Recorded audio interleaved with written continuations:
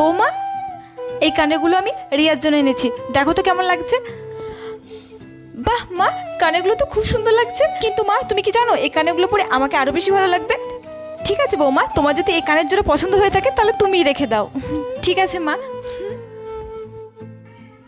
বৌমা, হ্যাঁ মা, আমি বাজারে যাচ্ছি রিয়ার জন্য শাড়ি কিনতে। বলছি তোমার কি কিছু লাগবে? তাহলে বলে দাও, আমি নিয়ে আসবো। না মা, আমার এখন অনেক শাড়ি আছে, আমার শাড়ি লাগবে না। ঠিক আছে বৌমা, আমি তাহলে ঘুরে আসছি। ঠিক আছে বৌমা। মা, তুমি চলে আসলে বাজার থেকে? এই শাড়িটা আমি রিয়ার জন্য আনলাম, দেখো তো কেমন লাগছে। বাহ মা, শাড়িটা তো খুব সুন্দর লাগছে। মা, আমি শাড়িটা রেখে দিচ্ছি, তুমি বরঞ্চ রিয়াদির জন্য আরেকটা নতুন শাড়ি নিয়ে এসে দিও। ঠিক আছে বৌমা, তুমি রেখে দাও। ঠিক আছে মা। মেয়েদের যদি এইরকমই শাশুড়ি হতো তাহলে কতই না ভালো হতো। একটা লাইক করে সাবস্ক্রাইব করতে ভুলো না কিন্তু।